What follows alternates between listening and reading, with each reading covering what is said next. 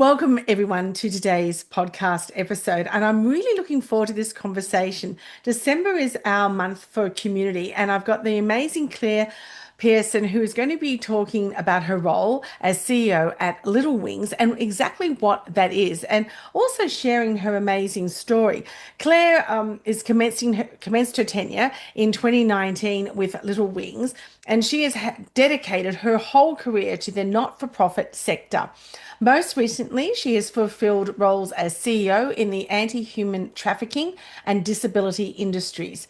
Claire is a qualified psychologist specializing in child and adolescent welfare and is passionate about working in community-based projects aimed at making a difference in the lives of children and their families. Claire has held positions of senior leadership both here in Australia and the UK, and has also authored her own book, Threads of Hope, with the goal of celebrating the lives of human trafficking survivors, ultimately shining a light on the devastating scars humans have battled, the survivor stories of triumph, and the incredible work, passion, and intervention offered by Australians in creating change, raising the voice of those unable to. Claire is a strong believer in the power of people, whereby a united effort can affect meaningful and significant change on a local and global level. Welcome, Claire. Thank you so much for joining us. Thank you so much for having me. I'm so grateful to be here. Look, you've had an amazing journey, and as you're probably not even halfway through it yet, you've got so much more to go. But I'd love to understand a little bit more about you, Claire. About you've spent your career, working in these high impact roles across the not-for-profit sector. What first drew you to that purpose-led work, and how has that shaped your leadership journey? I think a lot of it comes from your experiences you have in early childhood. They really shape you as a person and what you prioritize. And throughout my whole childhood, I saw my parents very involved in community. My mum was a nurse, my dad a teacher, and always going the extra mile for their students or their patients. Mm. I grew up in a small regional town as well, so you know everyone, and so you're always helping Yes. someone move or someone, with a bake sale or Mm. whatever it might be. And that sense of community is really at the forefront of everything you do in those small towns. And Mm. I think that really guided me in terms of how I wanted to work. I always knew I wanted to work in not-for-profit, but I did have a very short stint in a for-profit, and I did my best to work in that capacity as a Yes. not-for-profit, which they were not enjoying. But people are at the center of my leadership. Mm. Understanding people's stories, what motivates them, how to support them best, because when we do that, we get the most out of them in the Yes. workplace as much as on a personal level. Yeah. And it's so true. It's supporting them. And, times have changed. We've, currently got four generations in the workplace. And as we look at more and more the Gen Zs, they're looking for that support and those conversations. But it's also teaching those previous generations, those last ones of baby boomers and Gen X, how to share their feelings and knowing that they are in a supportive environment. So let's touch on Little Wings a little bit more, as it offers such a unique and vital service for seriously ill children. And the families, which is so important. We so focused, don't we, on the child that is sick, but it's the impact of the families, the siblings, the parents, and particularly if they're from remote or regional communities, they may be on farms. They've got a critical role to play in that community. Can you share one or two stories that capture that? The heart of the work that you and your team do, and probably give a little bit of an outline of what Little Wings is. Yeah, Michelle, you're absolutely right. On this surface, Little Wings looks like it transports seriously ill or injured children from regional locations Mm. into major cities to access life-saving medical treatment that isn't available locally. And of course, that's what we're doing day in and day out, Yes. delivering hundreds of missions. Last week alone, we did 109 missions. Gosh. It's a very busy time of year. But when we look after the child, we look after the family. Mm. When we look after the family, they look after the community. And when we look Yes. after the community, regional Australia thrives, which Mm. means that we have all those luxuries in the city. The Yeah. food, Mm. the water is clean, all of the things that we need in the city. We don't realize the connection to produce and the farmers in the regional towns. So when we look Yes. after them, we essentially look after the heart of Australia, Mm. everybody. Yes. And so that's what we do. And often we hear stories that, mum is supporting that child who's very ill and possibly away for long periods of time. Mm. She might be the only midwife. the Yeah. only nurse, the only teacher, the only Yes. hairdresser. Mm. And when you take her out for extended periods, everyone is impacted on Mm. an emotional level, but a lot of the time a practical level. Yes. Yeah. And so if we can get that child in and out in a 24-hour period for their treatment, or even sometimes in the same day and Mm. home in time for dinner, it means the family functions, the child has what they need, but so too does the community. Yeah, I hadn't really thought of it that way. I was thinking more of the impact of yes, her going and how that impacts the partner, with the farm or but you're right, they could be that midwife in town or the school teacher and it's not easy in regional areas just to find somebody who can step in, who, maybe for a few short hours, but it could be days, weeks or even months. When did Little Wings actually commence? Little Wings was established in 2012, so been running for Right. 13 years. Mm. And it was just one pilot who had access to a plane every 8 weeks. Right. And he knew someone at the oncology unit at Westmead and said, if anyone needs a lift, let me know.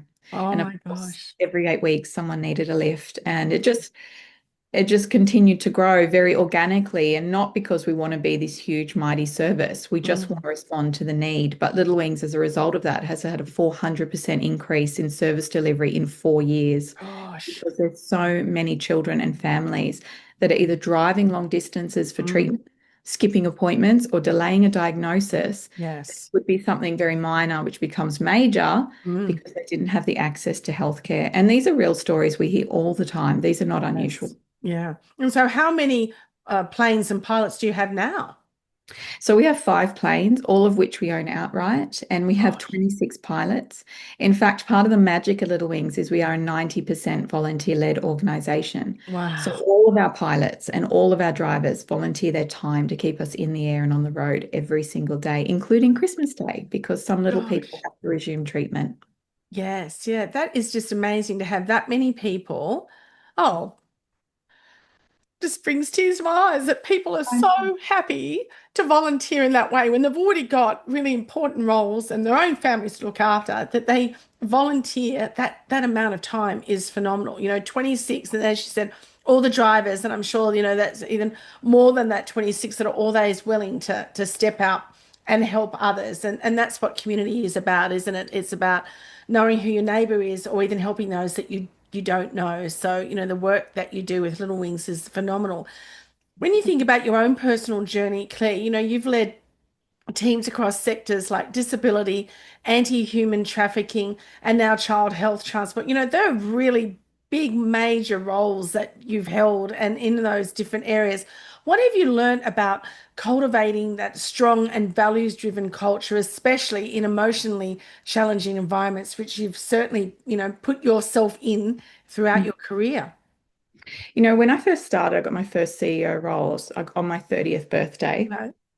I thought I had to be very stoic. I Mm, thought I had to be really tough and not show any emotion. And that was honestly my biggest mistake. right. Because when you lead people in a way that's not authentic to you, if you're a very emotional person or very Mm, tuned in and have that emotional intelligence, they're tools to use. They're yes. free to Yeah. connect with people, to be Mm, vulnerable. And that doesn't mean I cry every day at work. Of no. course I don't. Mm, But to be real and to be honest and to show that vulnerability. If you're having a bad yes. day, if you're having something at home yourself, showcase that, well, when I'm not in a good headspace, I don't come into work. I work from Mm, home or I take the day off.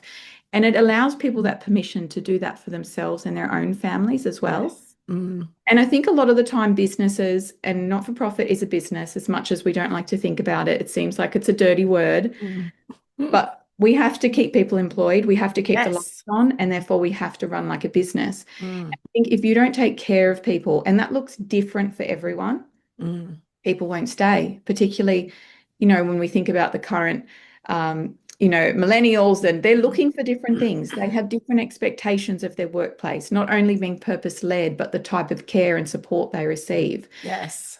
And so I think my leadership has evolved where I'll tell people if I'm not having a good day. I'll also tell them if I think they're having a bad day. And there's Yes. been times where I've sent staff home and I'll say, you're not in trouble. Yes. Yeah. Just I can see you're not productive. I can see Mm. you're not in right headspace. And you don't actually even have to tell me why. I'm No, not no. even interested why. Yes. Mm, Maybe you didn't sleep, or maybe you had a fight with someone at home. Whatever it is, mm. go home and be there. Yes. Come back tomorrow in a better headspace. And I Mm. guarantee you get more out of your team like that. Yes. Yeah. In order to do that, you have to understand who they are and what Mhm. their productivity looks like, what it looks like for them to be asking for help, because a lot of people can't actually say, I'm having a bad day. Yes. That Yes. is seen as a weakness for a lot of Mm. people instead of a Yes. strength. Mm. So you have to teach them as well as model, I do this for myself, so I'm happy for you to do it for yourself. Yeah. And that's key. It's modeling that, isn't it?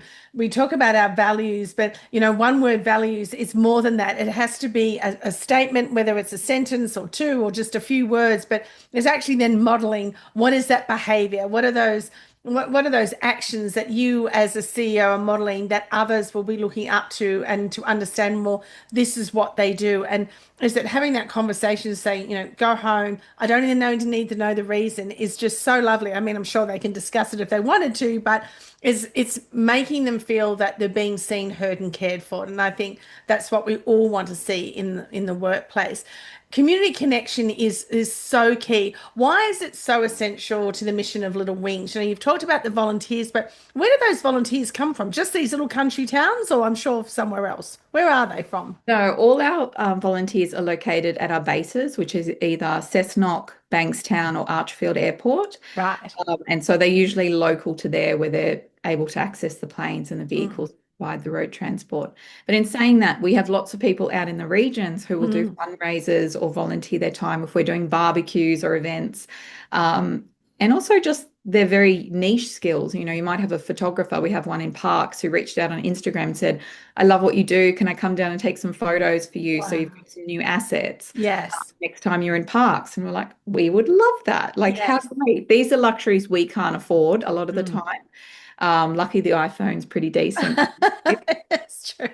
But when we all do a little bit, and I think that can't be underestimated, literally when we just give a little bit of ourselves, whether it's regularly or once off, it Mm. all comes together to make these services possible. Yes. I see a lot in Australians if they feel like they can't give a lot, whether that be financially or their Mm. time, sometimes they won't give it all. Yeah.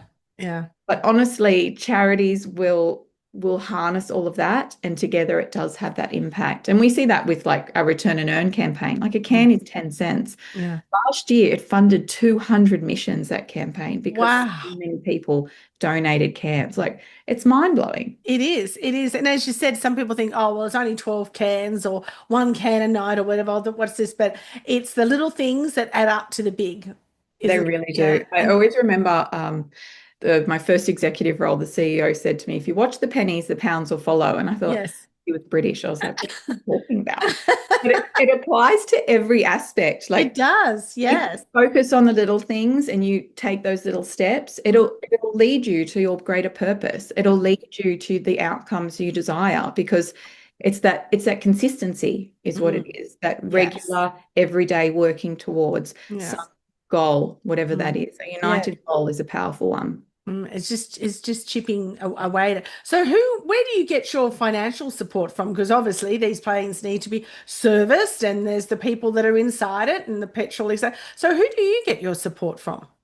You're right. Even though we do it as cheap as possible, having Mm, such incredible volunteers, we do have to pay our small team of 8, and we have mm, to fuel our planes and maintain them. So about 10% comes through the federal and state government, which we're very grateful for. And then we have 5 key sponsors, which are corporate sponsors. And then the rest comes through grants, donations, um, events, mm. whatever it takes really to see that organisation and that service continue. Yeah, which is something that you can't just set and forget. It's constant, isn't it? Yeah, in building that. Um, in hospitality, and because that's the world that I've been in, and other service industries, building that authentic relationships can be difficult under pressure, and that's certainly where you are a lot of times. What practices does Little Wings use to foster real community engagement that leaders in other sectors can learn from? I think for me, it's just can again be small things. Like every Friday, I send a wrap up text message to all the staff. Uh, and I say, did you know this happened this week?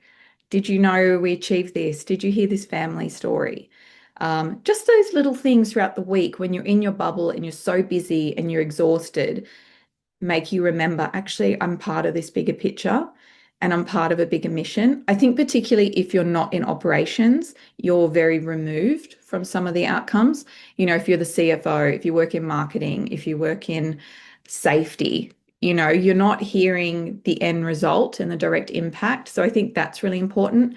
I also do a regular wrap up every month for all our volunteers, sharing some of the feedback from families. I think that is really key. Yes. And I think just being present, like being visible, your team wants to see you. Yes. And so balancing that, coming down to see what's happening on the floor, getting your hands dirty and helping if there's a shortage, being around and demonstrating that you never ask anyone to do anything you haven't or couldn't or wouldn't do. I think that's Yes. a really important part. Mm. If someone's got to do an event that's in Dubbo and it's 5 hours away, I'll say, do you need me? I'll come with you. Yes. Yes. Yeah.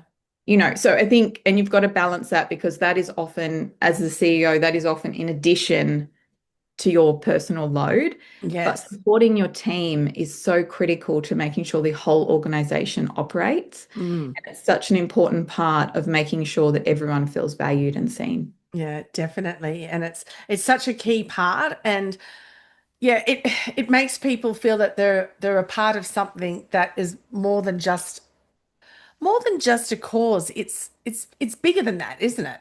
Really, when you think about it, what people are doing as individuals and then coming together to help those that they will may ne never have known or may never see again. It's just for that one moment in time, the impact that it is going to have on that child and that family, not just today, but well into the future and even decades to come. It's important to be, to really make that seen as this is what we're doing. It's this purpose-led organization that's helping so many. Yeah, it's you must get so much joy out of this, Claire.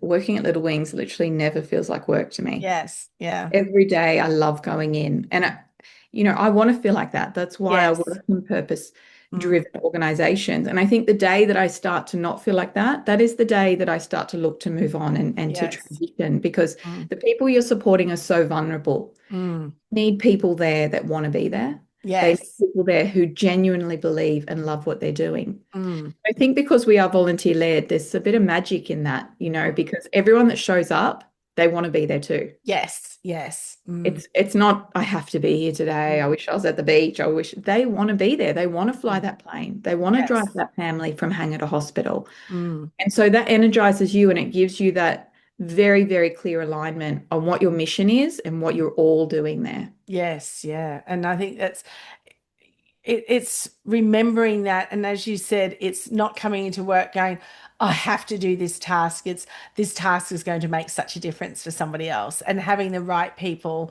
there, both as in the admin part, but also as those volunteers, and how much joy they must get from sharing their stories as well, and that broadens that community and that awareness of what Little Wings is.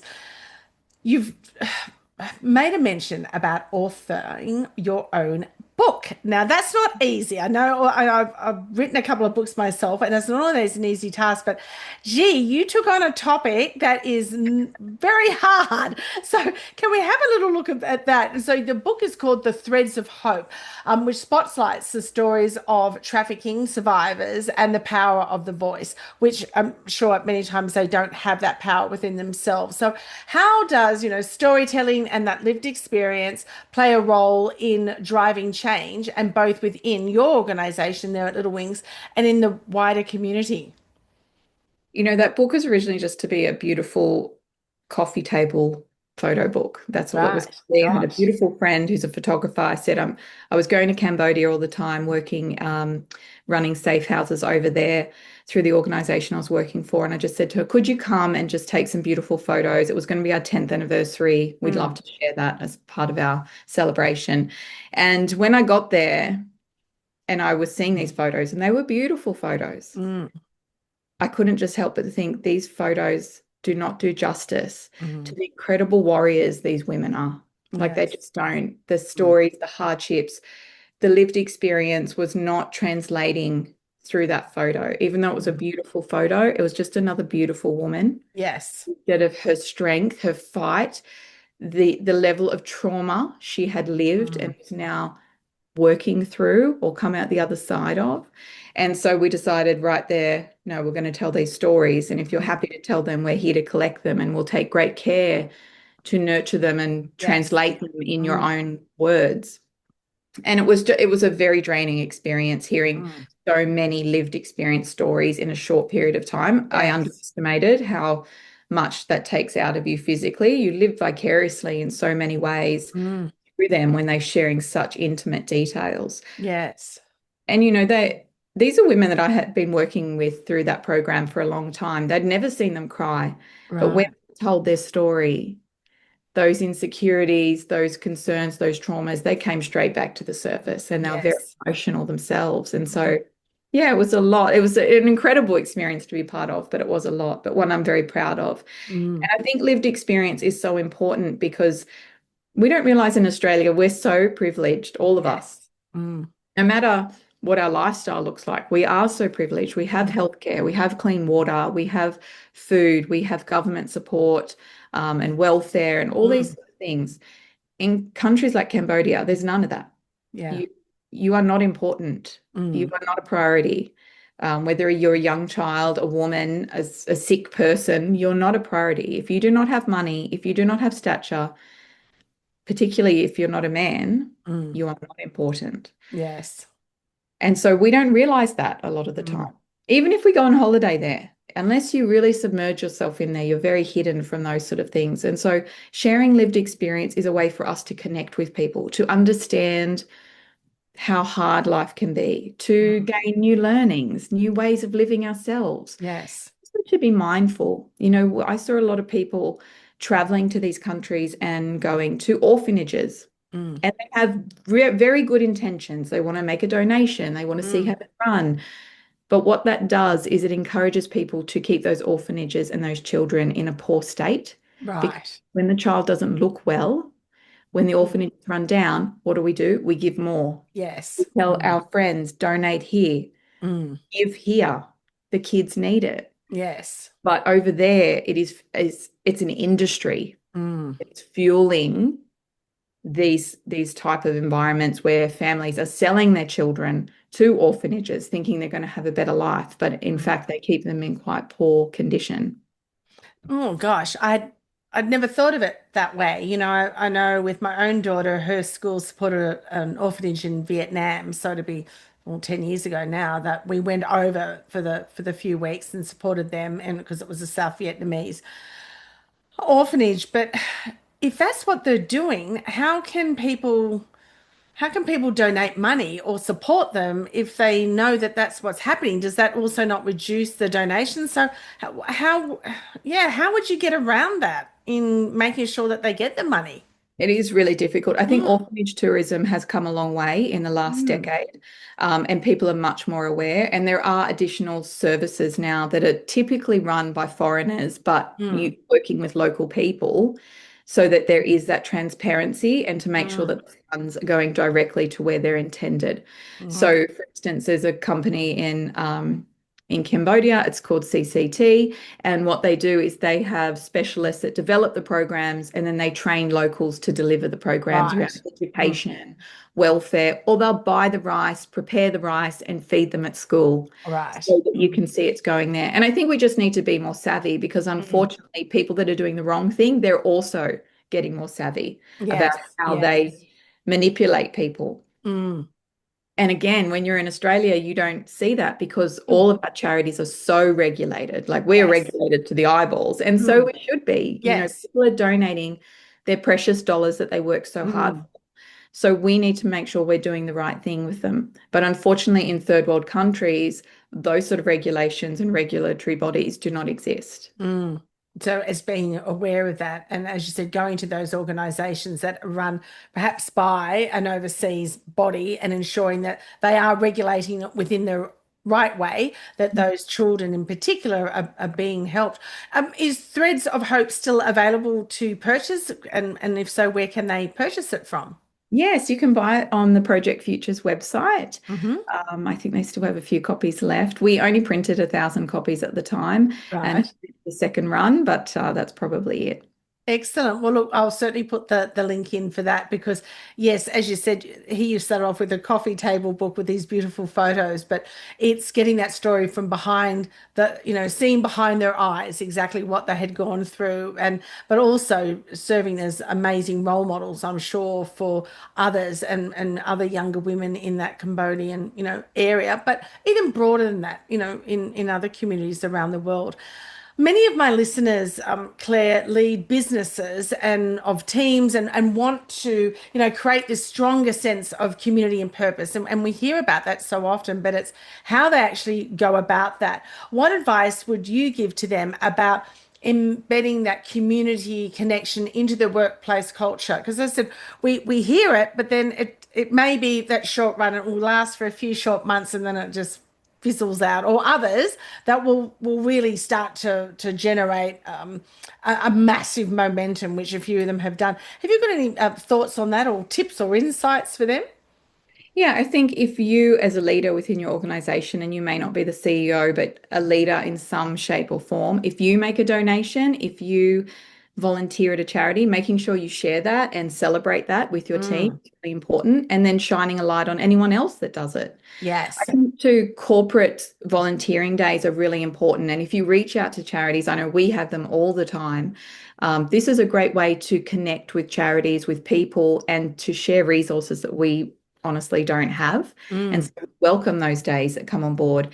And I think what that does is it showcases that it is a genuine partnership. mm, Supporting a charity over long periods of time also will ingrain that throughout your organization. So mm, if it is a bit piecemeal, like we made a donation here this year, or we did this, and it's just a once-off discussion, mm. that is going to make it hard to filter through. But if it's even if you just support one charity for 2 years and then you get Yes, everyone to yes. vote on the Mm, next charity they're build, I think you have to keep that conversation alive and make sure it's in the newsletters, in your updates, um, and involving them in some way, like at the team meeting. Can you get up and tell us about what you learned or what you saw or yes. what you did?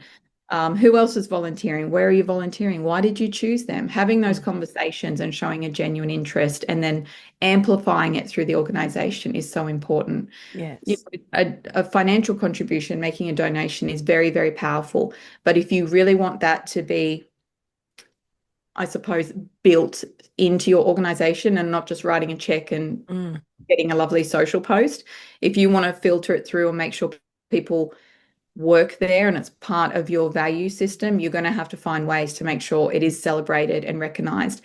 And I think you need to hold accountable the charity you're supporting. So you can yes. say to them, every quarter, I want an update. Mm, I'd like a family story. I'd like to know where my money went so I can share it with my team. I'd like some mm, content created. These are things you can negotiate with charities. They are yes. very comfortable in doing that and they recognize the value add. And if Mm, you want something to be reciprocal and deeply valued, you also have to ask for those things and yeah. not just assume that the charity will provide it. And Mm, again, you don't have to give huge amounts of money to ask that. You mm, can just simply ask, well, what does it look like? I'm donating 5,000 of, $500. mm. What can I do to help engage my team to show them the impact of these dollars? Yes, yeah. And look, you've made some very valid points there. And I know, particularly with that engagement from teams, being involved in the registered club industry over the last 3 decades, there are a number of venues that certainly do donate and they have club grants. But I've just interviewed the CEO, Paul Allen from Club Taree, and they've donated more than $1 million just above the grants themselves, and it's all through their team. It's their team that has done it. It's not just being what the club has given, it's the actual team and their community. And I know there's others with domestic violence and escapades and quite a few other or charities, but it's getting these teams in, as you were saying, having those days where these teams can come to Little Wings and see what you do. And then, even if it's a handful of them, and then going back and then telling the others, oh my gosh, and sharing those stories. It's the stories. You can have a whole lot of stats and a whole lot of PowerPoint points, but it's the stories, isn't it, Claire, that makes the difference and gets the others going, now I know more about that. How can I get involved? And it broadens it out there. So yeah, I think getting teams involved, and particularly with Gen Z, they really are now looking at workplaces that support charities and more than just writing the check. I mean, writing checks is important and we need that money, but Mhm. actually having more of that physical presence is key, isn't it? Yeah, absolutely. I mean, we've done so many things. We'll host a lunch in the hangar. We'll have a lunch Mm, and learn in someone's branch or their office. mhm. We create impact reporting and social content. And I think that if you want to have a genuine relationship, never be scared to ask what it could look like Yes. Mm, and beyond that dollar amount. Like, what can this be? How do we mm. extend this? Can you come and talk to my team? Never hesitate on asking just because you think the charity is resource poor. The charity Yes. actually wants the partnership to be genuine and to flow and for people to know what they do and believe in their mission. Yeah. And you're right, it's never being afraid to ask because you don't know until you ask the question. And I love that idea, having a luncheon in the hangar. There'd be a lot of people that would think, wow, that is really cool. So how can, and they wouldn't even think of that themselves. That's right. And that's why I'm saying just ask, like, what could this partnership look like? What Yes. is your capacity? Mm. You just never know. And Yeah. sometimes you'll say, oh, that's not possible. But most of the time we'll buff it and perfect it and we'll Yes. come to a place where it's like, that's a great idea. Why didn't we think to do that ourselves? Yeah. Uh, And that's sometimes it just takes more than one idea, doesn't it? it really does. Mm. It really does. Yeah.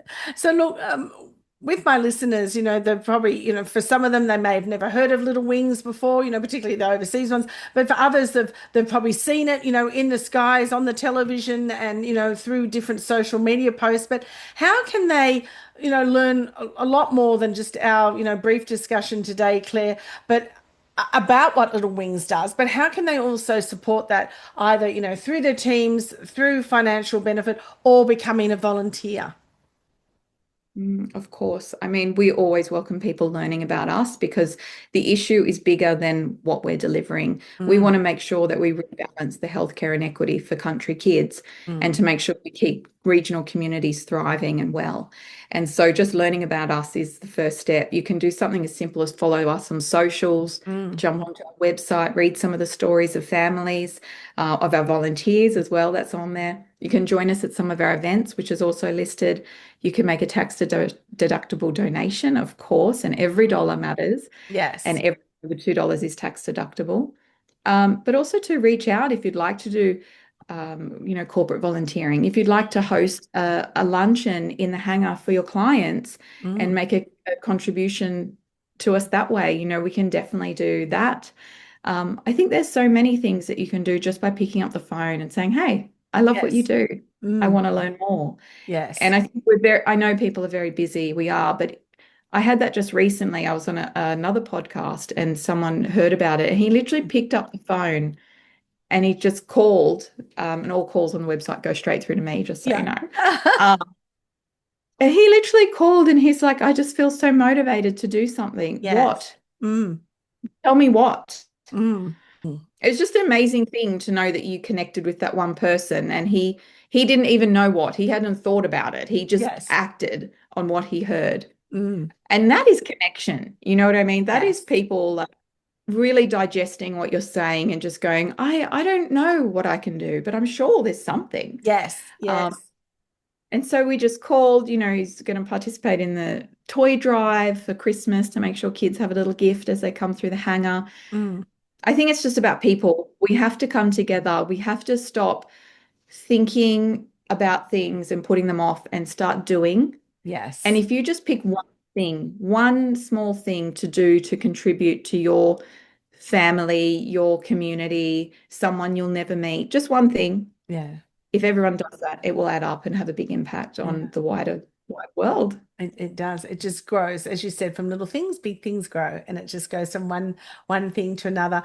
We will certainly put all the links into our show notes about how they can connect with you, Claire. And I love how, if you make a phone call, it's me who's going to answer the phone. And I Yeah. think, oh, who's that? This is wow. But also just learning about what Little Wings does and that how they can become involved. So thank you so much for sharing your personal journey on, where your career has taken you, starting off as a psychologist and now, being a CEO of Little Wings is so beautiful. But also the authoring of Threads of Hope, which is a wonderful book, and just sharing the story of these little people that would be would not have the life they have now if it wasn't for the volunteers, and whether they be the drivers or pilots, to support them in getting from their homes to critical care, which they all need. So thank you so very much, Claire. I really appreciate what you do in your organisation. Thank you for having me and the opportunity. I really appreciate it.